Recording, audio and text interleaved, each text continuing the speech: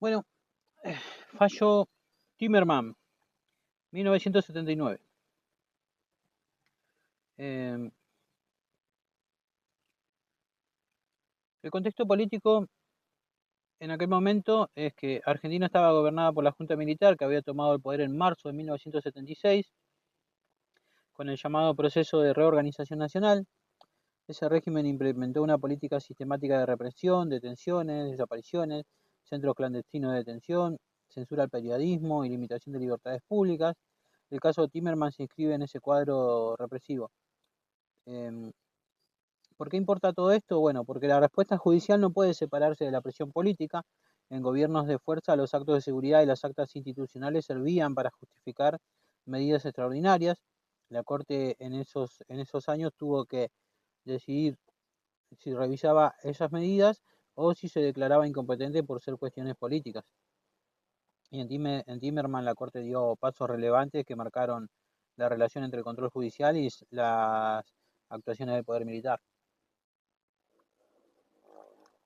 Eh, Bueno, las partes son Jacobo Timmerman, director y editor del diario La Opinión, ciudadano argentino de origen judío, figura pública reconocida por su trabajo periodístico crítico. Los demandados son las fuerzas de seguridad y autoridades del gobierno de facto que habían ordenado y ejecutado la detención. La Junta Militar intervino en la estrategia de detención y en medidas posteriores. Eh, el órgano que resuelve es la Corte Suprema de Justicia. Y los hechos son, primero, la detención de Timmerman por fuerza del Estado en abril de 1977 y trasladado de diversos centros de detención, incluido Campo de Mayo, según documentación desclasificada, y relatos, ¿sí? Sufrió interrogatorios, incomunicación y malos tratos. Su prensa y su línea editorial habían sido críticos con el régimen, lo cual lo había puesto en la mira. Después siguen las acciones judiciales, ¿no? Sus abogados presentaron recursos, entre ellos recursos de habeas corpus, reclamando la protección de su libertad y la investigación de su situación. La materia llegó a la Corte en varios momentos, ¿sí? Y hay fallos y resoluciones que se refieren a distintos aspectos del caso. La decisión de la Corte llega en 1979 y resuelve favorablemente la petición del habeas corpus en el sentido de reconocer la ilicitud de la situación de detención en cuanto a la legalidad de su encarcelamiento y ordenó ciertas medidas que implicaban su libertad o la protección de sus derechos. Pero en la práctica el poder militar y el poder ejecutivo introdujeron contramovimientos administrativos que son posteriores decisiones de la Junta, que era el Ejecutivo, que complicaron la ejecución práctica de la orden judicial. Timmerman al final fue expulsado del país y perdió la ciudadanía por decisión del Ejecutivo, lo que mostró la tensión entre el fallo judicial y la respuesta política administrativa. Eh, bueno, aunque la Corte tomó una postura favorable a la tutela del derecho a la libertad en este expediente, esa decisión no fue suficiente para neutralizar las intenciones del Ejecutivo. La cuestión jurídica acá es, ¿podía la Corte Suprema revisar y ordenar remedios frente a detenciones y situaciones de emergencia que son derivadas de un gobierno de facto o del régimen militar? ¿O esas medidas quedaban fuera del control judicial por ser actos políticos o actos institucionales? En términos concretos, ¿era legítima la detención de Timmerman y tenía el tribunal que ordenar su libertad? Y si el tribunal resolvía a favor del habeas corpus, esa decisión vinculante y esa decisión iba a ser vinculante frente a los actos administrativos o de la Junta que buscaban mantenerlo detenido o expulsarlo. La tensión estaba ahí. Control judicial contra prerrogativas del gobierno de fuerza. Bueno, identifiquemos los derechos en pugna. Entonces tenemos derecho a la libertad personal, artículo 18 y garantías conexas. Derecho al debido proceso y a no ser privado de la libertad arbitrariamente. Derecho a la integridad personal, ¿sí? Prohibición de tortura y tratos inhumanos. Y enfrente las autoridades invocaban actas institucionales o normas del régimen que en su visión autorizaban medidas excepcionales por razones de seguridad nacional. Las normas involucradas entonces son de la Constitución Nacional el artículo 18 y normas sobre garantías, aunque recordemos que el gobierno de facto las violaba sistemáticamente. Ley de habeas corpus, ¿sí? Procedimiento y plazos relevantes. La jurisprudencia de nuestro país usó la habeas corpus como remedio frente a detenciones ilegales. Actas institucionales y decretos que son dictados por el poder de facto que el régimen invocó como fundamento de sus medidas, y tratados internacionales de derechos humanos, aunque en 1979 la recepción y jerarquía práctica de esos instrumentos era muy limitada por la realidad política. Bueno, el holding es que la Corte reconoció la ilicitud de la detención en la medida en que el habeas corpus peticionado acreditó la vulneración de la libertad personal. Por eso resolvió a favor de Timerman. En punto sustantivo del pedido concretamente, la Corte admitió que los tribunales podían conocer y resolver sobre detenciones practicadas en el marco del régimen de excepción y había ordenado medidas de protección judicial a favor del peticionante. Pero, y esto es clave, el fallo no operó en una burbuja. La ejecución de la decisión judicial chocó con respuestas del Poder Ejecutivo y la Junta, que adoptaron medidas administrativas, incluida la expulsión y la pérdida de ciudadanía, para impedir que el efecto práctico del fallo fuera pleno.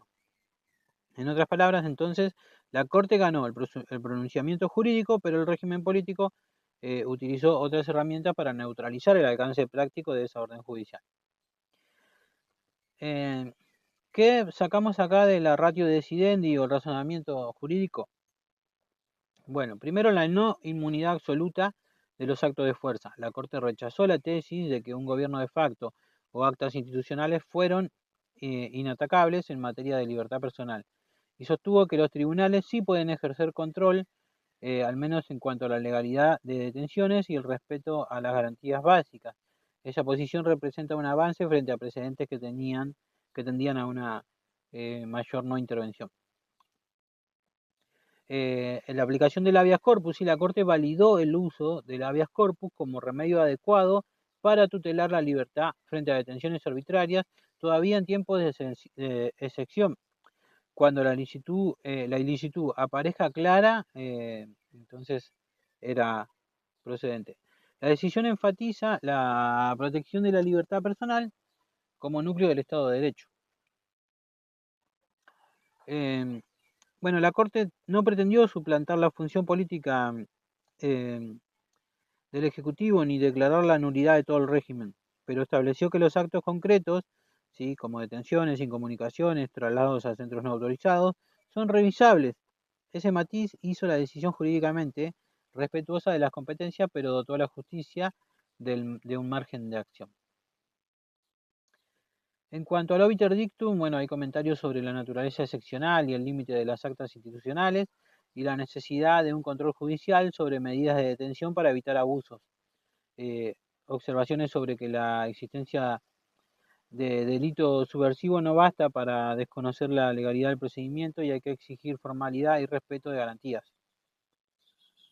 En cuanto al precedente, el fallo se inscribe en una etapa jurisprudencial en la que la Corte fue retrocediendo de una posición de no intervención hacia un mayor control legal de detenciones en regímenes de excepción. Casos previos y posteriores sobre estado de sitio y detenciones, como por ejemplo Zamorano, Mayo, Sofía y posteriores como Machado, forman una línea en la que Timerman aparece como un hito. Marcó un cambio en la sensibilidad judicial a favor del control de la ilegalidad en materia de libertad personal. Los motivos que pueden haber llevado a esto son: una era la represión generalizada y prioridad del orden. Si la Junta veía a periodistas críticos como amenazas, hubo un entorno donde la seguridad era prioritaria frente a libertades individuales, y esa presión condicionó la prueba que ofreció la autoridad, ¿sí? Informes de seguridad y la prudencia de la Corte, el reconocimiento jurídico limitado. Por otro lado, las presiones institucionales irreales y los militares contra los jueces. Los militares no solo detentaban el monopolio de la fuerza, sino que influían en el ambiente institucional. Y la Corte actuó en ese contexto con cautela, protegiendo la legalidad, pero sin confrontar frontalmente al régimen. Esa cautela explica la redacción de la decisión y su alcance. Bueno, también importaba la relevancia internacional y el lobby diplomático. Si el caso Timerman tuvo resonancia internacional con las comunidades judías, con la prensa internacional, con los gobiernos extranjeros, Y esa visibilidad pudo empujar a la Corte a pronunciarse jurídicamente para demostrar independencia, pero sin provocar un quiebre institucional que generara represión adicional. En paralelo, la Junta, usó la expulsión para zafar de la presión internacional. Timerman, ya dijimos que era de origen judío y director crítico, había sufrido además los estereotipos y ataques eh, antisemitas, y esa realidad social y política aumentó la dureza del trato y la determinación de las fuerzas de seguridad por mantenerlo excluido. Y ese componente cultural explica parte de la brutalidad del trato, aunque no justifica nada. Bueno, hasta acá todo lo que necesitamos saber de Timerman y nos vemos en el próximo.